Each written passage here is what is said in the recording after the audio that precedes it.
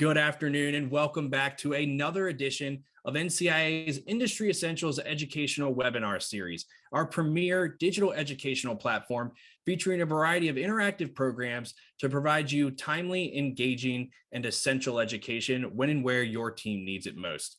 I'm Brian Gilbert, and I'm very excited to welcome our dedicated network of members and supporters back to another edition of our long-running, member-driven Committee Insights series today, being presented by NCIA's Marketing and Advertising Committee.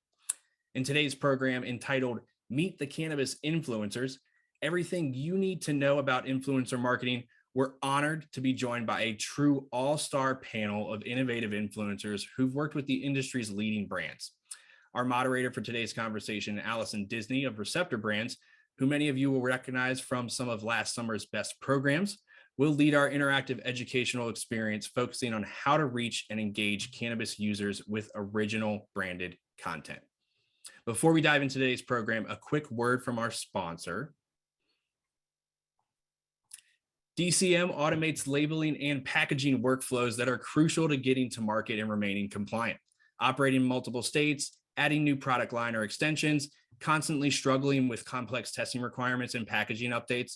Well, DCM knows how to solve your most complicated challenges. If you want to learn more about the products and services offered by DCM, head to their website that you see listed here following today's broadcast. Okay, our panel is very interested in diving in this afternoon, and our audience, as I can see, is chomping at the bit there in the chat room. So to kick things off, I'd like to welcome our moderator for today's program, Allison Disney, partner and CEO at Receptor Brands, to the virtual stage. Welcome to NCIA's Industry Essentials. You can activate your video feed now.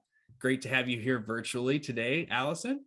Thank you. Monica as well. Thank you all. I think with that, I don't need to take the stage anymore. So with that, I'm just going to turn it right over to Allison. All of you all here should know Allison from her 2 years of working and participating with NCIA's Marketing and Advertising Committee. And if you haven't seen any of those amazing programs last summer, ask about them and I'll post them in the chat room throughout today's conversation. So with that, thank you so much, Allison. I'll turn it over to you. Great. Thank you, Brian. And thanks to National Cannabis Industry Association for hosting us today. I am so pleased to be representing the Marketing and Advertising Committee to talk with this amazing panel about influencer marketing. At Receptor Brands, we specialize in brand marketing and advertising. And one of the questions we get asked most often is, how can I use influencers to help promote or launch my cannabis brand or product? What are the best practices in doing so? And, what can I expect from engaging with influencers in a program? So we thought, what better way to answer some of those questions than go direct to the source with this amazing panel. Thank you all for joining us. I'll start with a few introductions, starting with Miss Alice Moon. Alice is a cannabis entrepreneur and influencer living in Los Angeles, California. She works as a publicist for the nation's leading cannabis PR agency, Trailblaze, as well. And at Trailblaze, she secures client features and publications such as Women in Weed Magazine, Cannabis Tech, Hello Giggles, Cannabis Business Executive, and many, many, many more. She also manages influencer campaigns for well-known brands such as MedMen, in addition to participating in influencer campaigns herself. So Alice will offer a really great, well-rounded look at influencers and how we can connect with brands. Thanks for joining us, Alice. It's great to have you. Thanks for having me. So excited for this panel. Of course. And next up is Shayda Torabi. Shayda is the co-founder and CEO of Restart CBD, Texas's premier cannabis brand. Shayda is also the host of the very popular cannabis marketing podcast, To Be Blunt, where she interviews leading brands and marketers on their strategies for success. She has a deep background in marketing and technology that helps her connect consumers with high quality cannabis products and educational content related to the industry. So thanks for joining us, Shayda. Thanks for having me. I'm excited for the conversation as well. Looking forward to it. Excellent. And of course, Monica Lowe. Monica is a multidisciplinary creative and the author of the Weed Gummies Cookbook and the creator of Sue Weed, a blog turned culinary cannabis resource founded in 2015. Monica has a formal background in communication design from the Pratt Institute. She started her career and honed her skills as a food photographer and stylist while working in the ad industry in New York. And her work for Sue Weed has been featured on The Today Show, Vice's Munchies, Healthy-ish, and in many, many magazines and publications, including Vogue and Kitchen Toque. So thank you also for joining us today, Monica. For having me. Looking forward to our chat. Likewise. Well, we'll jump right in. I know that we have a very robust conversation ahead of us, but in order for people to kind of get to know you even a bit better and sort of your role in the industry, I'd love if we could just start with each of you telling us a little bit more about your connection to cannabis in the industry, whether it's personal or from a professional perspective, and just giving a little more background in terms of how your voice has sort of grown in the community and in the industry over time. So I will go ahead and start with the square to my left with Monica, if you'd like to start. Sure. Yeah, happy to. The whole thing with Sue Weed for me really started as an accident in 2015. I herniated a disc during a boot camp workout session, and I just really needed a way to manage the pain since the painkillers that my doctor prescribed was really messing with my stomach. And I was just in so much pain. So my roommate at the time gave me an edible, and that night I slept like a baby. So I was kind of like hyper focused and like obsessed with creating my own edibles after that. But we had a strict landlord. We lived in a building that we needed to be really discreet with the smells wafting out of our apartment. So I was the creative director at a sous vide startup, and I thought, why don't I sous vide my weed? Which is like sealing it all in a bag, putting it underwater and cooking it at a very regulated temperature. That way there's no smell wafting about, and it worked. And after that, I just started creating oils to put into my meals to make myself feel better, and then also documenting it on my blog and Instagram. And ultimately that opened up a bunch of doors for me. And coming from an advertising art direction sort of background, that really helped as well. I was already working in advertising and marketing, and I was doing designing and photography work. So that sort of skill set really set me up to freelance as a creative within the cannabis industry. And since then, I've been able to work with some really cool brands out there, and also get a book deal to create some cannabis gummies. So that's coming out in August. Kind of me in a nutshell. Thank you. No, that's wonderful. Who would like to go next? I'll go down in the squares. Alice, would you like to take it away? Yeah, absolutely. So I've worked in cannabis for going on almost 12 years now. I started my journey as a bud tender. Then I started writing edible reviews. I built up a following of 14,000 people on Instagram talking about my edible reviews, just rating and reviewing products back when there was still not a lot of information about products available. And then in 2016, my Instagram got deleted and I lost my 14,000 followers. And one thing I realized is one thing that Instagram can't delete is in-person connections. So I spent a year devoted going to every single event I could, rebuilt my following, just met as many people as I could. And that's kind of how I've become a voice in this space, is just by talking to as many people as possible, because Instagram can't delete that. You know, once you're actually connected with somebody, you can keep that connection, whether it's on Insta, on LinkedIn, via email, a phone call, something like that. So yeah, I'm very passionate about social media. I've been doing social for about 10 years since Instagram launched, and I love all things social media. I'm part of a club called Social Media Club LA, and I'm on the board of directors. So all things Instagram, LinkedIn, and Twitter are my favorite things. Thanks, Alice. Shayda, how about you? Yeah, so very similar to Monica, I had a personal injury, which is what got me into cannabis professionally. So I'll also caveat that with, yes, I'm based in Austin, Texas, but have been a lifelong cannabis consumer. In addition to that, I've also had a background professionally as a marketer. So marketing to me is kind of my first umbrella. I think influencer and the status and kind of, you know, everything engulfed around creating content and being an influencer and the value of influencing is something that's kind of come as a progression down the line.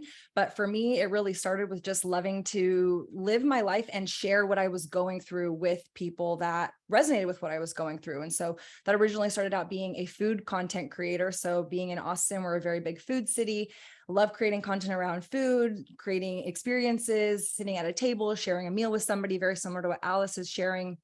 just this experiential opportunity, and then being able to document it and then creating traction where it's able to be shareable content, right? I think that's what we're seeing right now is just the virality of things. But for me, getting into cannabis, I've been in the industry about 4 years. I own a CBD brand here in Austin. We are the leading CBD brand. We're a sister-owned, women-owned brand. And so we leverage a lot of content creation, working with influencers, being an influencer myself, to help express our beliefs and views on cannabis, to help advocate on behalf of cannabis, and ultimately to help connect consumers to high quality cannabis products. But I think influencing for me, again, is just something that comes really natural. I think when you are working with brands, you always want to try to think of what is the end user going to be seeing and receiving this content from. And so like everybody here on the panel, it's kind of coming from a place of organic authenticity. And so it's just a natural extension of, this is a passion of mine. I love creating conversations that help make people think differently, more critically around this plant. And so content is that fun kind of, wave in the middle that people can jump on, they can participate, they can see the content, they can share the content. And so I just really love being able to help be somebody who gets to help have platform to educate on this topic. So I'm excited to dive into what we're going to be talking about today for sure. Fantastic. Thank you all for sharing so much more of your background and your connection to the industry. Sounds like it's been a long journey for everyone, but it's so wonderful that we have these forums now, I think, to share information and to help educate our audience and one another as well. I can't wait to see what I learned from this panel conversation as well. And I just want to jump on that last piece you shared, Shayda, and something else you mentioned too, Alice. Obviously, influencer marketing isn't exclusive to cannabis necessarily. Lots of brands use it in different ways and different facets. But I'd love to hear from any of you why you feel like maybe influencer marketing is such a good option for cannabis brands specifically. I mean, Alice, you mentioned some of the challenges in social media for cannabis brands. But do you feel like there's a particular special place for influencer programming and brands go-to-market strategies? And why do you think that is? Yeah, I think influencer marketing is super crucial for cannabis brands because you can't do paid advertising. So, a normal business can go and take out a Google ad or a Facebook ad and go that route for marketing. But with cannabis, you really can't be doing a Facebook ad or an Instagram ad. So influencers are the way to get the message out about your company or retail location. Can I just add something to that too? I think when you're looking at influencer marketing, I sometimes shudder at the word influencer because I do believe in today's day and age, we're all influencers, whether you have 100 followers, 20 followers, 100,000 followers, people are participating in a dialogue that you're creating, whether it's your community locally, whether it's, nationally, internationally. And so being able to kind of reflect on that we are more likely as consumers, like putting myself in that situation of, who am I going to go to when I want to know, the best restaurant review, or who am I going to go to when I want to know what's a great recipe to use with, some edibles that I want to make at home, and really realizing the dynamic nature that the term influencer really has is so much more beyond just this celebrity status, and really kind of meeting people at this intersection of accessibility. And so that's what I really see influencer marketing being able to do, is connecting consumers to, like Alice is sharing too, right? We can't advertise in traditional senses. So people aren't flipping open, let's say, a magazine, which maybe in today's day and age they are, because we're advancing in that category, but digital ads, those things are up and coming. But again, influencer marketing really being that, what's your best friend recommending? And, what are they thinking that you should invest your money, time, insert whatever into? And so I think that's where influencer marketing has become really so much more empowering to anybody who wants to kind of step into that role. Just to build on that, Shayda, I wanted to ask, you sort of mentioned like everyone sort of has the power to be an influencer or thought leader, have voice, within the platforms that they're active on. But do you each feel like you have sort of cultivated a specific audience, or if brands, are looking to work with a particular thought leader or influencer in the space, do you feel like it's important to have a more narrow focus, or do you feel like you cross different categories, different conversation topics? Sort of what's each of your approaches in terms of audience and being the right fit for a brand? I can go first. I probably have an interesting background that I'll kind of divulge in, so I used to work at a content management hosting company, actually, if you will, very unsexy, but the foundation for content management systems, which is essentially a website or a blog. And so when I started creating content, I was creating it for food. That was what my, niche and my topic and my passion was, but I'm a dynamic person. And so as my life evolved, I was in a car accident. I was hit by a vehicle as a pedestrian. I was then faced with navigating my health and wellness. So I didn't want to keep eating the same things that I was eating for the sake of the gram. And so transitioned my content into being a little bit more lifestyle. Again, a transition happened when I got professionally into cannabis. And so I think there is something for building a platform and creating, obviously, a connection for why someone is going to want to follow you, but I think there's different degrees to that, right? If you are a lifestyle creator or influencer versus being a very specific niche recipe developer versus somebody who's covering fashion, I think I sit in an interesting place where I talk about wellness holistically. And so cannabis is a function of that, but I also love working out. And so I talk about that a lot too. I think it works. If you look at, kind of who are the leading trending, content creators, it's all over the place. I don't think there's a right or wrong way to approach it. And I try to remind myself at the end of the day, I'm a human being. So the things that motivate me are going to evolve and change. And so as a creator who's owning and creating on a platform, I'm going to evolve and change. And sorry to my followers who want to see me keep eating cheeseburgers, I'm not going to do that anymore. Now I'm going to talk to you about cannabis. And so you're absolutely going to lose some followers. But I think for me, I'm gaining people that are more relevant to the conversation that I want to have at that given moment in time. So I believe it's an evolution and it can change. Monica, did you want to add? Sure. Yeah. I mean, for me, my focus it does skew a little bit more niche. It is more cannabis infusion, but it has evolved a little bit as well. I'm teaching people how to make their own edibles at home because it's more cost effective to do so. And also because there are government regulated limitations with like dosages and serving sizes and also, preservatives that make edibles shelf stable. So when you do make it at home, you can customize all the strains and the dosages and the flavor profiles, also your personal preference. But then also expanding beyond that to ancestral medicine, cannabis as ancestral medicine. I've been doing a lot of research too with cannabis in ancient Asia, trying to bridge the gap between what, was, used historically and ancestrally and, how that disconnect happened in modern days. But yeah, it's still predominantly food. And, according to my Instagram, it's female and millennial skewed. So that's kind of where I kind of sit in the space. Thank you. And Alice, similar question, but maybe from a slightly different perspective. So you work a lot, both as an influencer, but you also connect brands with influencers when they're looking to do different sorts of programs. How do you sort of approach finding the right fit between what a brand's looking to do and the right sort of community of voices to join forces with? So when I'm looking for an influencer to work with a brand, like say MedMen, we just had their grand opening of a store in San Francisco. So I looked for people who are, first of all, in San Francisco, passionate about cannabis. I tried to find people who were more from the legacy market because we were launching with a social equity license, and I knew people from legacy would be very appreciative of the social equity component. So I tried to find people who would like have the same vision and mission and ethics as the brand. It takes, more time than just like finding an Instagram handle, sending a DM. I actually like research their page, see the content they're posting, make sure that they are aligned, that they're not posting anything controversial that may go and tarnish the brand's name if they worked with them. So I do a deep dive into people, and to find them, I either know them, I put out a call on my social media and ask for it, or I look at competitors and see who's promoting them.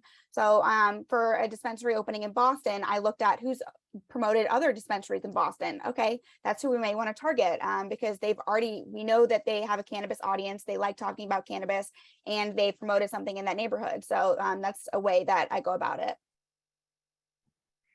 Thank you. Those are fantastic nuggets for anyone who hasn't embarked in their first influencer program yet or brand partnership on the flip side.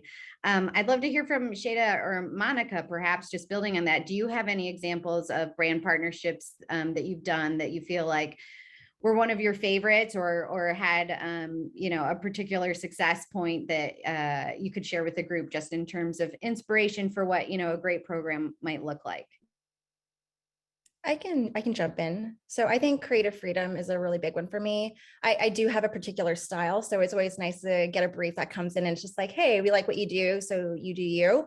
For example, a while back, Bloom Farms came to me and asked me to do a series of photos for each month. And they would select products that they would like to feature for each of the coming months. And I would brainstorm 10 images to capture, as well as a recipe to develop. And then at the end of this, I would, deliver the creative assets, and then they would have this library of content to roll out for that month. These images would also be evergreen to use, in the coming years, or for special holidays and for different marketing assets. Yeah, my thought to answer kind of jumps all over the place, so bear with me, you guys. One thing I wanted to add, just what Alice was sharing, I think as an influencer, if you're looking to find content creators, or you want to be a content creator, how you structure your profile does, I believe, matter. I don't think that you need to have every picture perfectly photoshopped, photographed, like everything to the nines, like maybe Instagram 5 years ago required, or the expectation as a content creator certainly was placed on me. My photos had to be like best lighting, best angle, best whatever. Now you're seeing, I think, this day and age where it's raw content, it's real time. You don't have to have all the filters on everything. So I just want to kind of like highlight that, how you build your page. So when someone's looking at it to want to work with you, that's obviously, that in addition to my media kit is usually what a brand is going to ask me for. So they want to see my analytics. They want to see what my profile looks like. To Alice's point, they want to go through, see what maybe other brands I've worked with, other content I have created. But another little nugget on your profile, in addition to your name, I've seen this and I've done it here and there. I just recently added it back. I put in my city name, so Austin, Texas. So let's say Alice is looking for influencers in Austin, Texas. When you have that city name in your bio, it allows you to be searchable a little bit more easily compared to maybe just like who are influencers and putting like a call to action out. So I think there's some things that as an influencer you can do to make yourself a little bit more accessible to being discovered, so that people can create content with you. But one fun collaboration that has come to mind actually came because of a recommendation from another influencer. So shout out Whitney from Sunny Days. She's out in San Francisco, formerly of Denver, but she was working with stores in Bickle. And so they actually wrapped up a campaign with her, and they were like, who else should we work with? And she recommended me. And so I was really fortunate to get invited in. I've gotten to work with them on a couple projects now, but to Monica's point too, you can have your own style and how you want to create content. And I think I've been creating content for probably last 8 years or so. I'm a little bit more stringent and specific on the brands I want to work with and the content that I'm willing to create, versus the flip side. If I was a little bit more green, I might be like, oh, I just want to work with brands. I'll do it for free. I'll do it for trade. I'm definitely in a position now where I would like to be compensated for my time. I do a lot of different, things, have a lot of different hats. And so I'm looking for the right fit, both for myself, but ultimately for my audience, because I think, again, no shade to anybody's game as a content creator, but for me, I'm not just going to take a brand's products and put it on my story if I don't believe in your brand, if I don't believe in your product, if you're not going to give me a why. A brand called me the other day and it's like, no, we have the best technology. And I'm like, everybody says that. So what are you going to do for me to make it worthwhile for me to want to create content with you? And so just kind of thinking it through like that, is there monetary opportunities? Are you working with the right influencer? What kind of content are they going to create? So it sounds like Monica's going to make you guys recipes.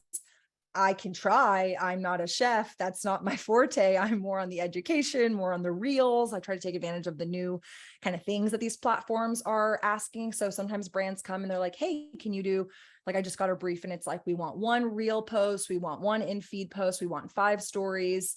And it's going to be this value. And so you can kind of play around and see, well, what do I want to actually create? What's the monetary opportunity? Is this brand the right fit? And so that's kind of like how I look at the kind of opportunity when a brand's approaching me, and also being the recipient of being discoverable. I want to work with cannabis brands. So how do I make my profile and my feed and my content be attractive? So that way, when the next brand comes a knocking, my media kit now shows, here's all this great content I did for stores in Bickle and whoever else these other brands are. And then you can kind of keep building from there.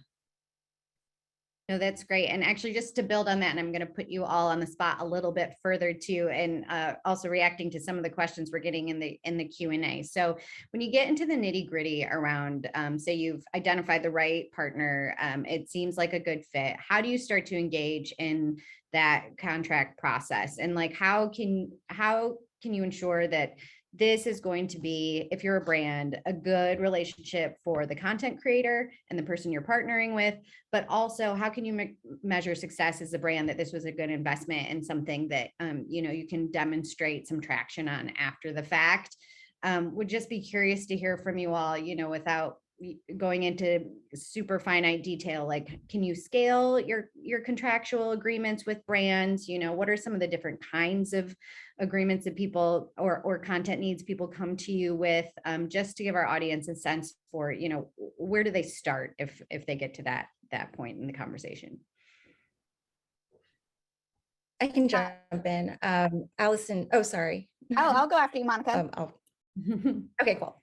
So Shayda and Alice brought up a really good point. It's making sure that you're aligned with the ethos first. If this is a brand that you really want to work with, they've worked with people that you also align with. And then after that, when they reach out, you can send them your collaboration deck. I have one with my rates and different tiers of things that I'm capable of doing, and would be excited to work on. And, generally people will take a look at that, and it's definitely customizable. There are, day rates. There are also different tiers, like here's a reel, and, it comes with like 10 images or, XYZ. So that's something that I provide. And, a lot of other influencers have as well, little media decks or collaboration decks. Yeah, that's just like, yeah, if you want to jump in, Alice. Yeah. Yeah, so I have my media deck that I send to brands with my rates. And then once we agree to work together, I have my own contract that I send to brands. So the contract lays out like my terms of how I want things to be. So one of the things I say is they are allowed to use my content on their social media only. If they want to use my content on their website or an email marketing campaign or a paid campaign, they have to pay extra for that, that there is a licensing fee for that. So I do make that clear of like, here's your rights for my content, because if they want to use it for a paid campaign, well, that's got to cost extra. Yeah, I lay that out in the contract. And otherwise, like, the contract goes over payment terms, like when I expect to be paid, how I'll be paid, and all that jazz. And I've had some companies send me their own contracts, and when I review them, I find things that are just red flags, and I end up like, cutting the deal, because they'll say things like, we can use your likeness in perpetuity, and we can use it for whatever we want. And I'm just like, no, not for this rate that you offered me. Like, that's not how it's going to work.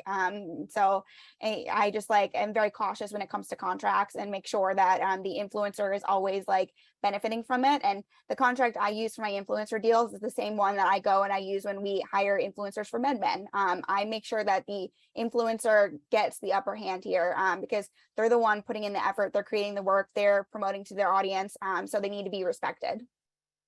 Yeah, I think you make a great point too, Alice, just in terms of when you're working with any one of you or people within the community, there's both like a content production piece, right? In terms of a service you're sort of providing in terms of the content that's being made, but there's also that talent piece as well, right? In terms of rights, usage, licensing. So when you are entering into agreement with an influencer, it's important to also have your own objectives as a brand in mind, right? Like what is this in terms of our strategy, and how are we going to use this as a tactic? Is it more to help amplify some existing content and creative or messaging we have? Or are we actually leaning into the equity that the influencer and the talent brings as well, or some combination of both, because those things are valued differently and should be taken into consideration? Shayda, were you going to add something too? Yeah, the only thing I was going to share on that line is, if you are a brand who wants to work with influencers, please be very mindful of sliding into DMs and being like, want to collab, want to promote, without having something to offer to the content creator. I'm not saying I'm not open to doing trade and receiving free product. To divulge a little bit into my Stores and Bickle contract, they gave me product, which are significantly like large, denomination products or vaporizing devices, but they also paid me on top of that product. And so being able to work with the brand and realize, do you have a budget? Are you willing to, work with the influencer? Maybe you can't pay them monetarily, but you can give them product enough value that, values their time, like Alice and Monica and I are sharing, and Allison's, sharing as well. People assume like, oh, I'm just buying the space on their Instagram or their TikTok or their blog. And what people don't realize is how much time goes into creating the content. I worked with a brand recently and I should have charged more because I followed the brief exactly. They were giving me a brief that, it was an alcohol brand that is skewed towards cannabis. They're using herbs, plant material in it. And their brief had nothing that said I couldn't do whatever in the campaign. And so I created content per the brief, which if you're a brand and you have a brief and you want your content to be created to that brief, you should have a brief. But I created the content per what the brief said. And then the brand came back and was like, sorry, you used the wrong fruit in this video. And I had to kind of like eat the situation because the brand wasn't going to budge. And I ultimately did want to get paid. And it was an extension of my time, probably by another 2 hours to go reshoot that content to make it what, was acceptable by the brand. But I think that just goes to show a little bit of the murkiness of this. I would say, yes, you want to have a media kit, you want to have what you can offer the brand, but the brand should also come to the table with a brief. And if there is some misalignments, it sounds like Alice has a contract. I unfortunately do it on a case-by-case basis. I'm a little bit more of a free baller content creator over here. So I probably should have some more protections. So again, just like, take all these inputs as you will and realize that as you're working with content creators or as a brand trying to navigate this, the more information you can bring up front is best. And just circle back around, on the sliding into the DMs thing. So you can slide into people's DMs. That's not the problem. It's how you frame the outreach to these content creators and making it something where you're hearing us and you're respecting that this is a job that we do in addition to, like, Alice is a publicist and she creates content. I run a CBD business and I create content. Monica's doing all these things and creating content. We are not full-time exclusive content creators. And so if people want to work with us, they need to respect that, that we're running like a business, right? It's respecting each other's time. Exactly. Yeah, for sure. It's like, don't make us do the extra work to like, okay, but what, do you have a brief? Do you have, is it paid? Like what else is there to it other than just like, hey, want to collab, which it often just gets filtered into. Well, now I'm going back to the brand. Like, what do you mean when you say collab? I always ask, so if you're an influencer and you get do you want to collab? I always ask these days, do you have a budget? What's your budget? Like, I'll happily collab with you if you have a budget.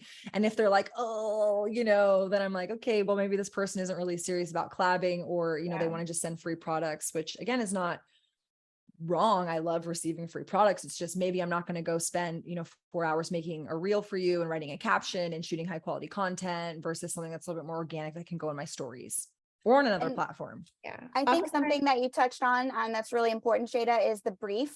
I have one for every campaign that we do. It's super important to highlight what you want from the influencer, what the expected timeline is from the influencer getting your product to posting, when you actually expect to see that, and the vibe that you want. Like, I just had a company send me a mood board and I'm like, beautiful, thank you. Like, that's what I want to see. I want the mood board. I want to know what vibe you're going for. I want to know the do's and don'ts of an influencer campaign. So when I work with influencers, we always send out a brief of the do's and don'ts. Like, we don't want it to be a grainy photo or a badly lit photo. We want it to be high quality. And, we want the reels to not use like, certain sounds or things like that. So creating a brief before you work with an influencer is super important to make sure that you have a successful campaign. One thing to add too, because it just came to mind, unless you have a contract with a content creator, you should not expect content to be created. I think there's sometimes this like, oh, but I sent you product. And it's like, I get sent product all the time. We're not working contractually together. And so if you are a brand who's sending product out, which I say this because as a CBD brand, we do work with influencers and we send our products out knowing that sometimes our influencers aren't going to always post about it for this, that, and the other reason. So we walk into it kind of knowing that's the expectation, and we've adjusted our program accordingly. I think one of the questions is like, how do you know, the influencers are going to create the content? It's like, sometimes they're not, unless there is this is what I want from you. I'm sending you this product. Here's the expectation for you to post a story, a reel, a whatever. But if you're just sending somebody products and you're like, fingers crossed, I hope they promote it. Some influencers will and some influencers won't. You just need to kind of, understand that's kind of the name of the game, unfortunately. Yeah, I'm so glad that you all brought up sort of the briefing conversation. I think it's a big part as a service provider, as someone who sort of acts as an intermediary at times with influencers. We take a lot of care for not only to make sure that the specifications of a program or potential partnership are clear, but also to Alice's point around mood boards and other sort of pieces of inspiration. Can you guide your partners or give them a sense in terms of how they can create something that's more distinct or more inspired from a content perspective around your brand? And certainly a strategy is creating a lot of shipper boxes and sending them out willy-nilly, hoping someone will post content about them. But when it comes to, an ROI or trying to ensure some sort of return on the program, having a brief, having a clear sense for who you want to work with, what your objectives are, and contracting them to ensure that, everyone understands what the objective is a really important piece, I think, if you want to guarantee sort of what the outcome of the program will be. We are getting some great questions. So I want to touch on a few of them. Casey is asking about the risks of social media sort of in general, but particularly with influencer marketing and in cannabis. And I think it's worth noting that, a big part of working with influencers and content creators, particularly in cannabis, is you're also paying a bit for their expertise and the risks that they're taking and being vocal on these platforms. So would love to hear from any of you, anything you've learned in terms of the type of content or messaging that you put out there that tends to help navigate the cannabis conversation in social, or if there are particular platforms that you feel like lend themselves better to the cannabis conversation than others, or that you prefer for any particular reason, to give our audience a sense of, how can you mitigate the risk through messaging or through the platform you choose. I think understanding compliance is a really huge one these days, especially with cannabis accounts just being taken down at a much higher rate. So you really do have to be careful with the content that you put out there and how the captions are written and who you're also working with. I just got briefed into this tool called Highlight. It's by Amnesia Media, and they have this AI, and they'll review your accounts against state regulations and also social media guidelines, which is pretty important because if you look at TikTok versus Instagram, their guidelines are completely different. So, this can look at the different assets that are published and which are at risk and why. And then you can also adjust your content strategy accordingly.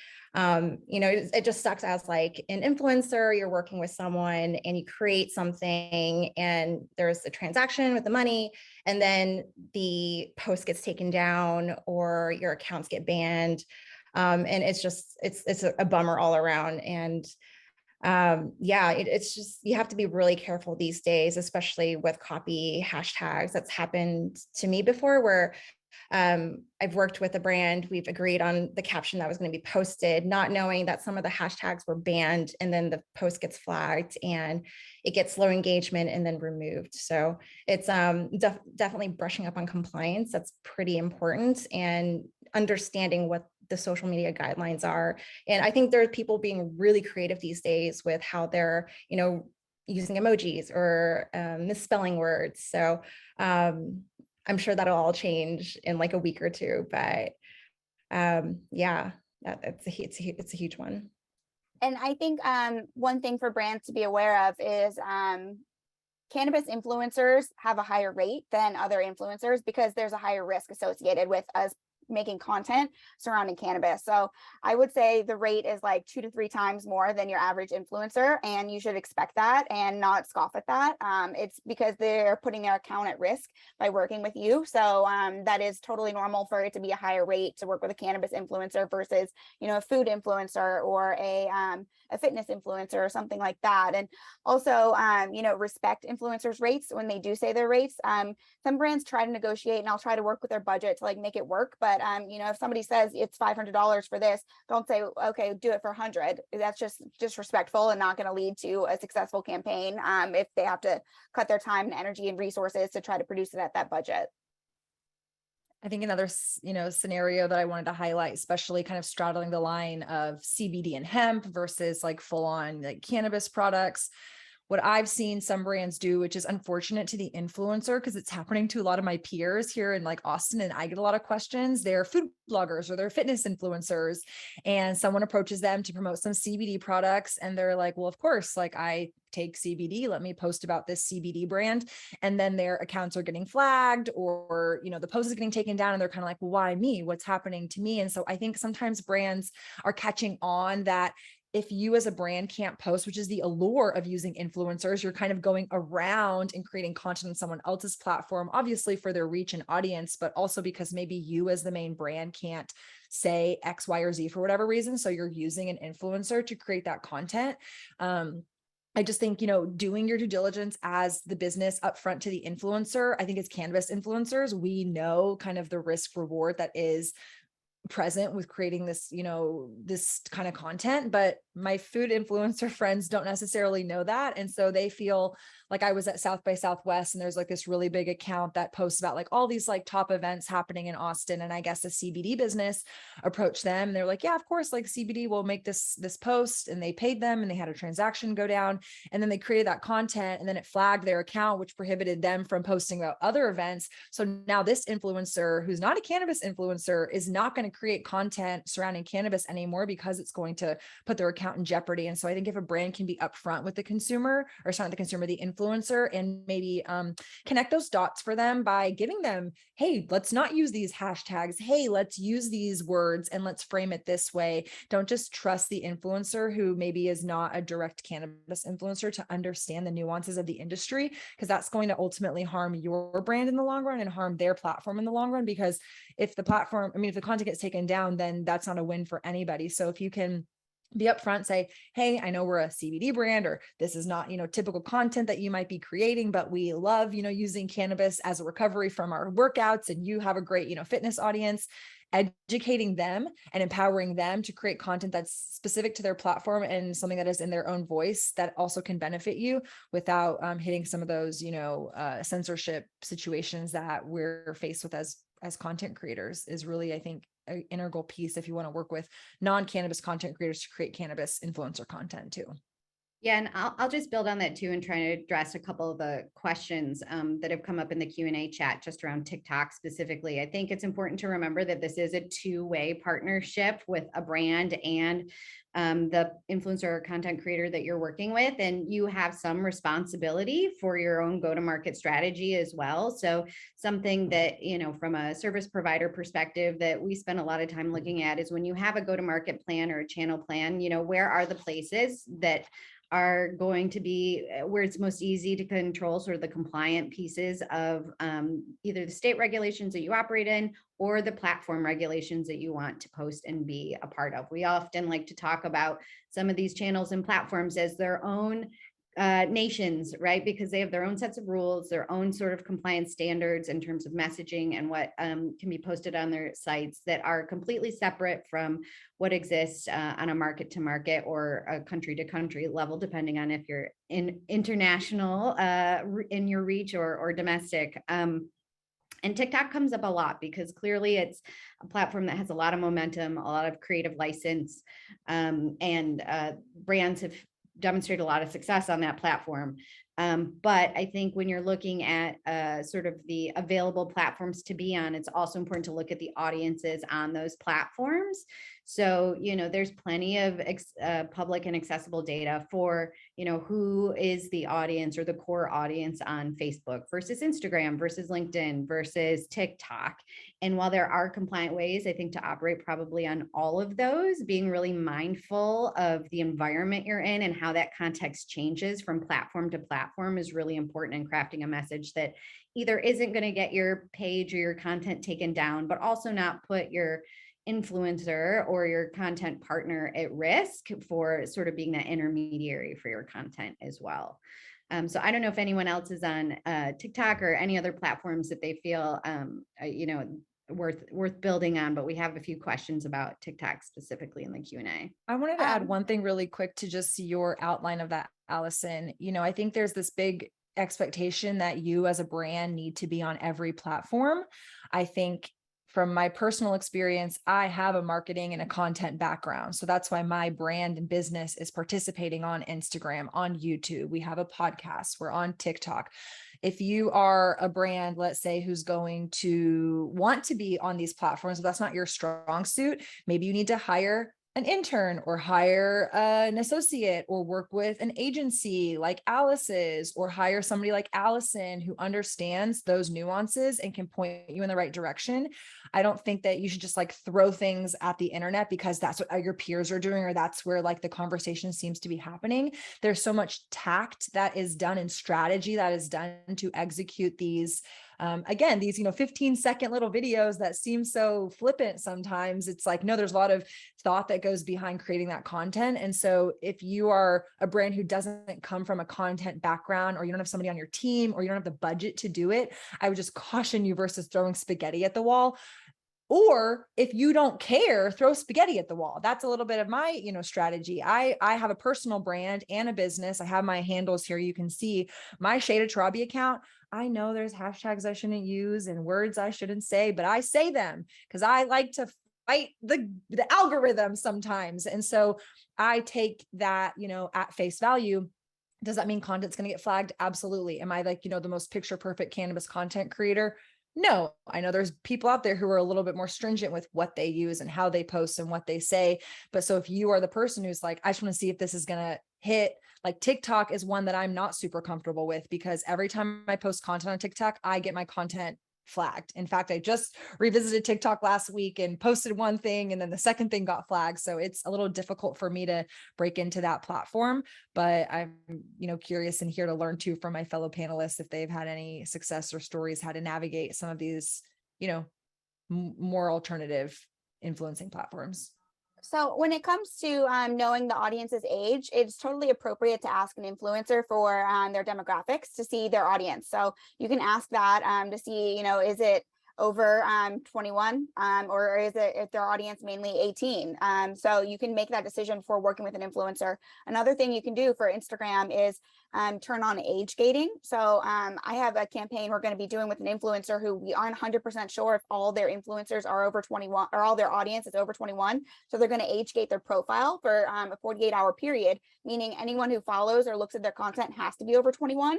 Otherwise, they're not going to be allowed to see it. So that's how we're working around that of not knowing 100%, because Instagram, when they show you the demographics, they show 18 to 25. They don't show 21 plus. So it makes it a little hard to figure out who in that demographic is 21 and below. So turning on age gating, maybe not every influencer will be okay with that, but that is something that we're doing with an influencer, is just having them turn that on to be 21 plus for their profile. When it comes to TikTok, as a cannabis brand, I say your resources are better spent elsewhere. TikTok kicks off cannabis brands so frequently.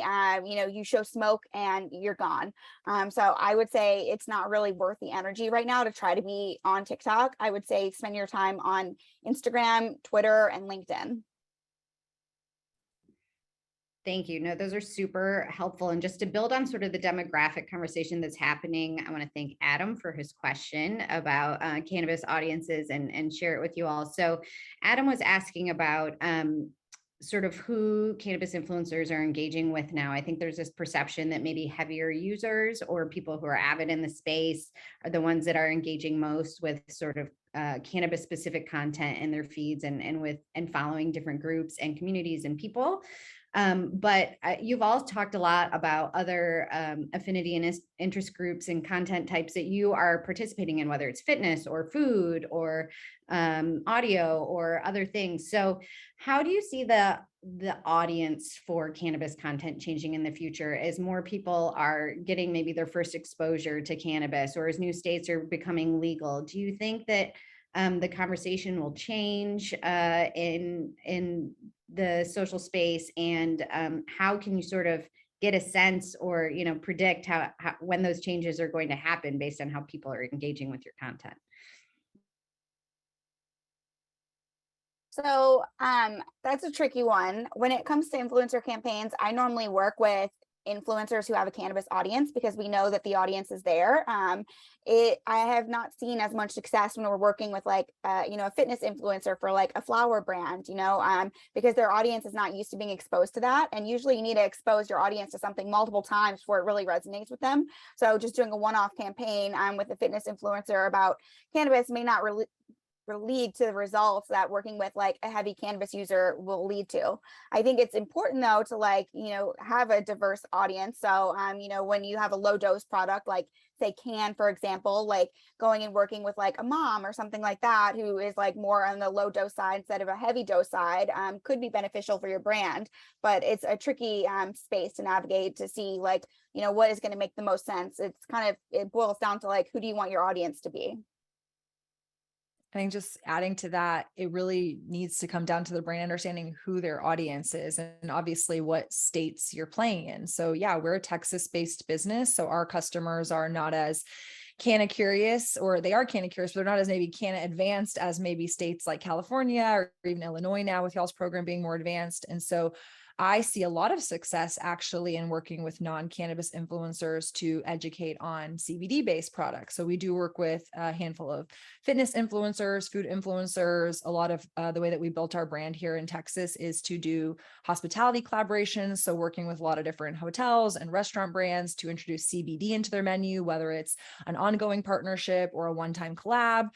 For National CBD Day a couple of years ago, we worked with a local ice cream company and we were able to use their platform and our platform. They're obviously not a traditional influencer, but they have an account and they have followers. And so it was something that they wanted to introduce to their audience as well. That was cross-promoting CBD. And so we saw that was super successful for us because it created that loop of conversation. To Alice's point, I think it's like seven times a consumer has to like interact with your brand or this idea for them to like, be comfortable and familiar with it. But again, for us in our market where we're not so cannabis forward, we see that getting into alternative conversations is really where our customers are, latching on. And I think that just goes to show too, maybe you are in a cannabis centric state. And so you want to work with cannabis centric content creators, but also realizing, what does that person like to do when they go home? Oh my gosh, they love gardening, or oh my gosh, they love baking, or oh my gosh, they're a mom. Those are subcategories that you might want to start looking into. I mean, now you're seeing this evolution of cannabis brands in general.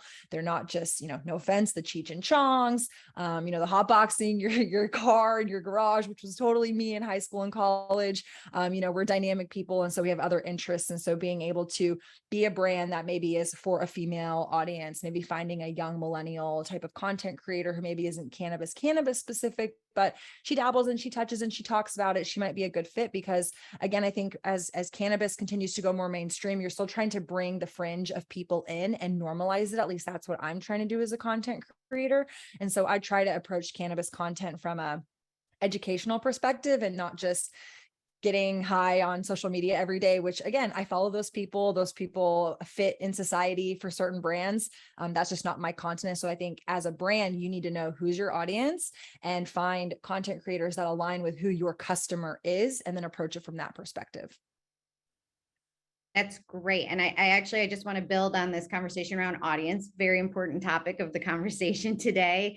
We had another question in the Q&A from Samantha, and I think Alice, you already jumped in on this one a little bit, but what about brands who are service providers or non-licensed, manufacturers in the space who might be looking to reach more of a B2B audience? Is there still a place for influencer marketing and programs in their go-to-market plans? Yeah, so like I mentioned in the chat, LinkedIn, I do LinkedIn sponsored posts. I wouldn't promote the same type of companies on LinkedIn that I post on Instagram. It's a different audience that I have, but LinkedIn is very B2B. And so I do shout outs on there. I charge for a sponsored post, and I have proven results where I've gotten companies, a lot of money by doing one shout out. So yeah, I think there's still an audience to work with influencers. It's just a matter an avenue to work with influencers. It's a matter of them having the right audience. So it might not work for everyone on Instagram, but could work on Twitter or LinkedIn, or maybe with some influencers, it does work on Instagram. I think that's definitely still an option for companies. Great. I'm going to keep picking away at this Q&A.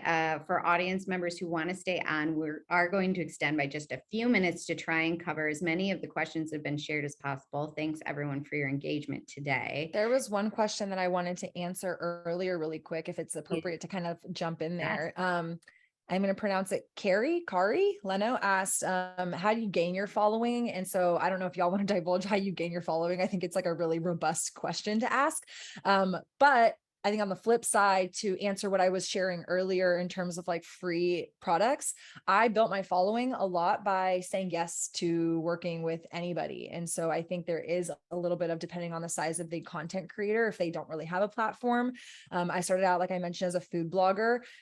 Yes, eventually I got invited to go to these restaurants and eat food for free and to create content on behalf of the restaurants, but I spent a lot of my own money up front. So if you're like, I want to be a cannabis content creator, like literally go find your favorite brands and products and make content, get really good at creating content for free and tagging these brands. So anytime someone's tagging me in content as Restart CBD, I take notice of it. Oh, well, this person's been tagging us in a lot of stuff. I'm more likely than to say, hey, we're doing an influencer, round of gifting next month.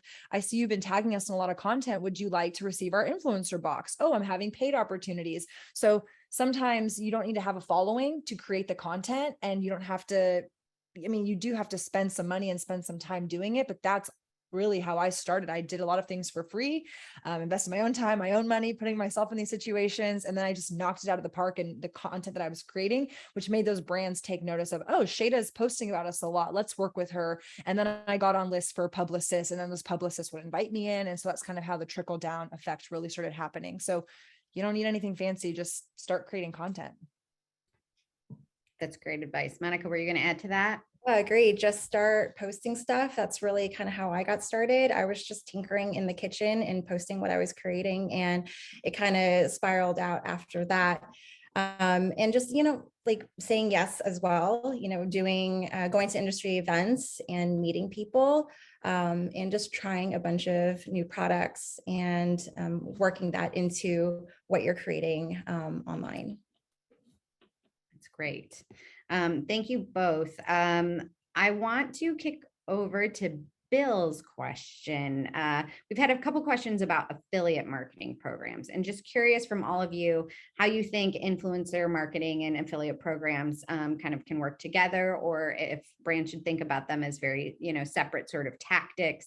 And if any of you are involved in affiliate marketing programs, or sort of get down to that place where you're more engaging as a brand ambassador or on a referral basis. So affiliate marketing can be a little bit of a challenge in cannabis because, with like, if you're working with like a cannabis flower brand, there isn't really a way to track the affiliate code through the process of somebody going to a dispensary. They would have to go to that specific dispensary that is like set up with a program. And it's just, there's not a structure in place for affiliate marketing in plant touching cannabis. But I have worked with a delivery service that was local to my area and did affiliate marketing with them. And so I got paid a commission. I got to use a platform that showed me exactly how much money I drove in sales, which was great for my analytics for a use case to show. So it can be done, but it's just a very big challenge to actually do it. A CBD brand, you can do affiliate marketing with that a lot easier because you're shipping countrywide and you can track the sale online to the customer. So, but personally, I prefer to do paid campaigns versus doing affiliate marketing because the payout for affiliates is so low.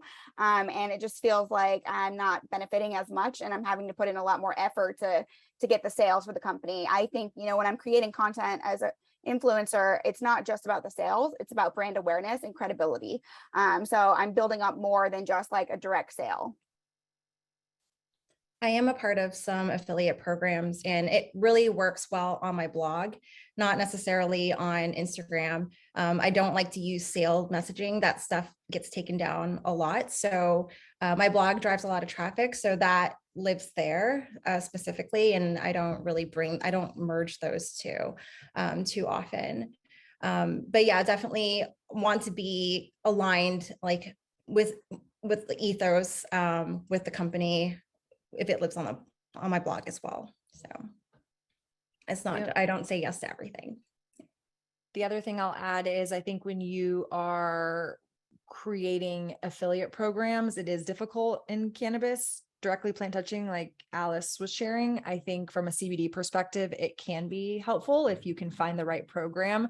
I know depending on what platform your website is built on, there are certain hurdles that you would have to go and figure out the right program to set up. But I will say on the flip side of that, as a content creator, if I'm working with a brand and they can give me a code that gives my followers not just an attribution of like them driving back to the brand, but giving them a discount. Like that's really where I see affiliate marketing being a really good option to integrate, because when I'm creating content, it's, oh, look at me, you know, creating and using this piece. But if I can say, and you can get it for 15% off if you use my code, that's a nice incentive to kind of give back to the consumer or the person engaging with my content. So if a brand can create and produce codes, that can at least be, you know, like a transaction offering for that consumer to be the recipient of on the other end of the content. I think that's really rewarding. And I always try to seek those opportunities out from brands that I work with, knowing that it's not always an opportunity to be implemented in our industry.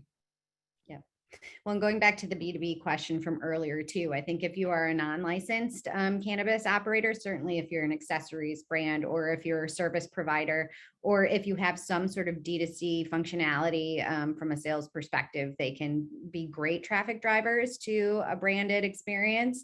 But of course, like everything we've talked about today, you know, taking your business objectives in mind and the context in which you're operating your cannabis business is critically important. Just a couple more questions here, and then we'll start to wrap up the conversation a little bit. I think there are a few questions that popped up when we were talking about contract agreements earlier, so I want to circle back to those, specifically around budget. So as people are planning to do a program, and I know that it's very specific to, again, what your brief is, what you're looking to do in terms of objectives, and what the role of influencers or a content program are going to play in your go-to-market strategy. Can you at least give viewers a sense for what are some of the things that will inform the budget that you might work with them on, or that they will need to plan on when they're engaging with different partners, whether it's KPIs around their reach and their audience or experience level, content types? Like, what are some of the things that can contribute to sort of that budget question? Yeah, so I think some of the asks that you have the influencer is going to play a huge part in it. If you're asking for a quick turnaround time, if you want you want content like done within 72 hours, you could expect to pay more than if you're giving the influencer a week or two to create the content.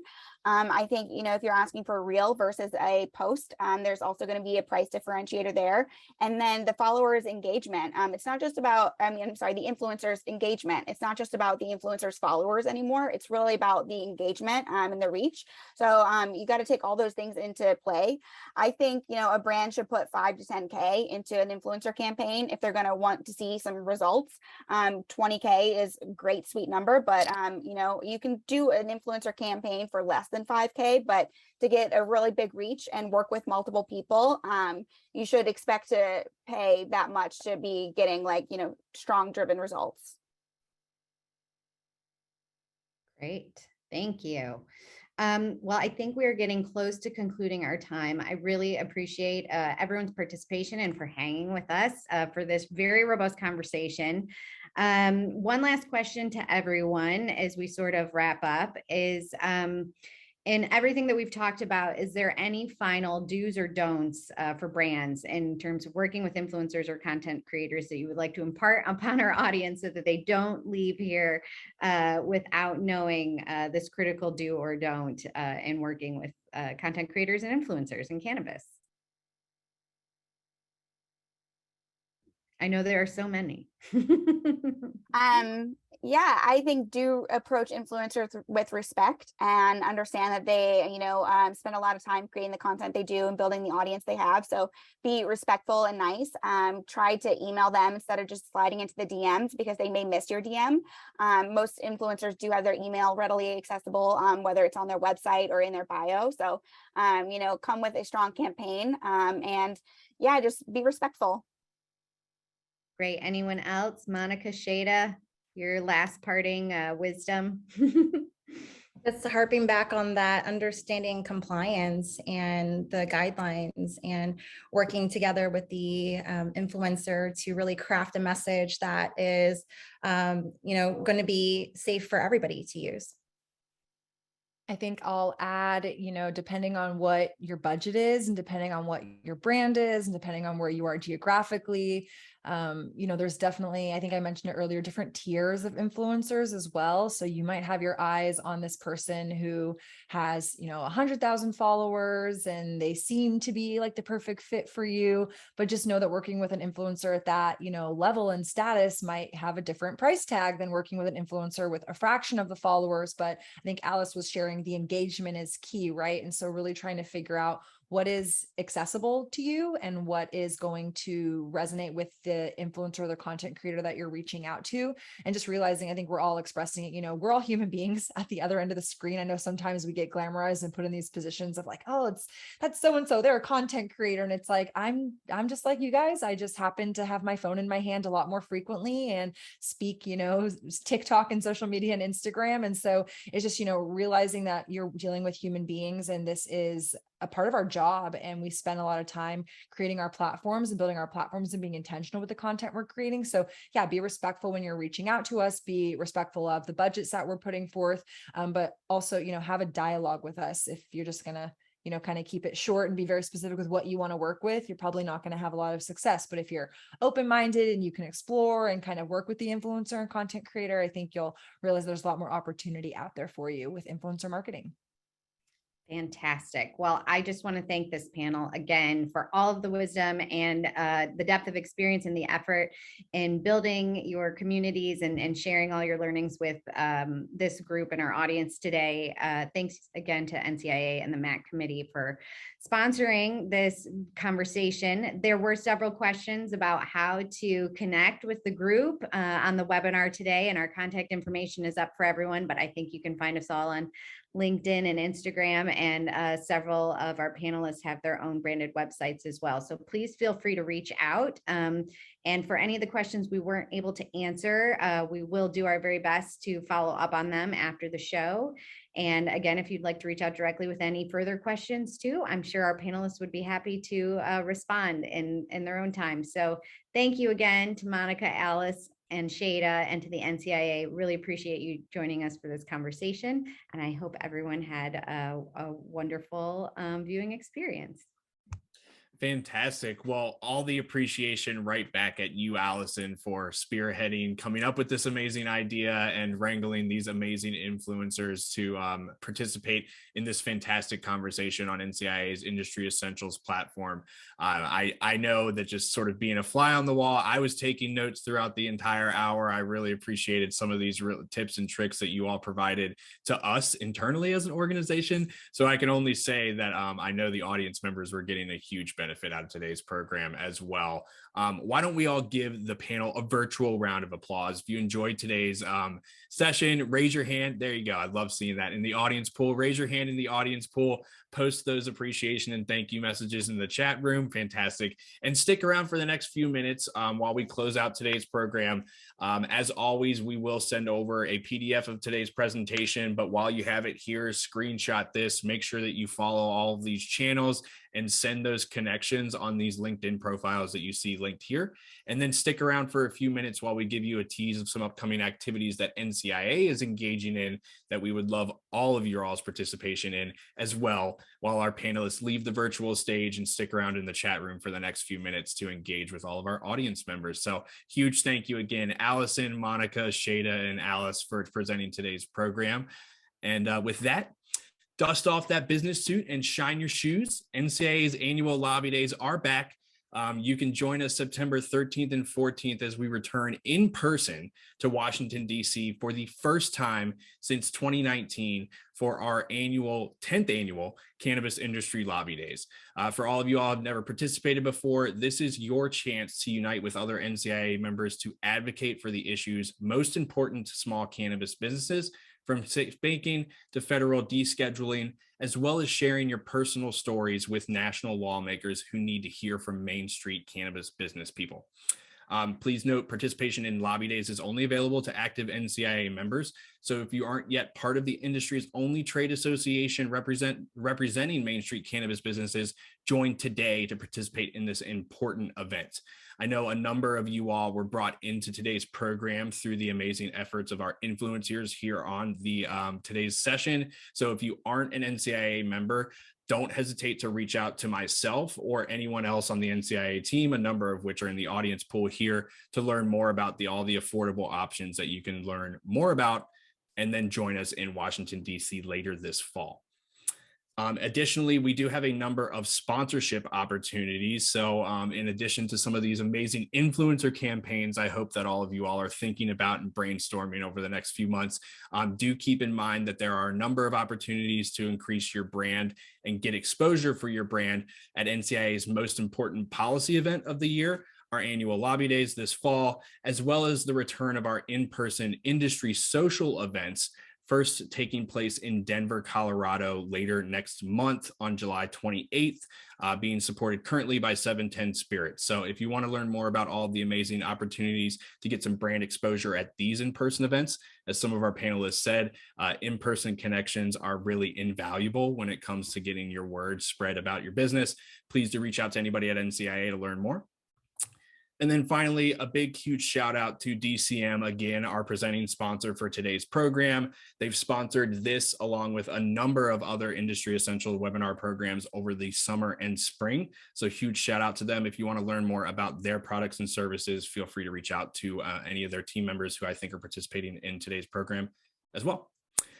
And with that, thank you all so much for participating in another NCIA Industry Essentials educational webinar. Thank you all so much for sticking around a few minutes after the allotted time as well.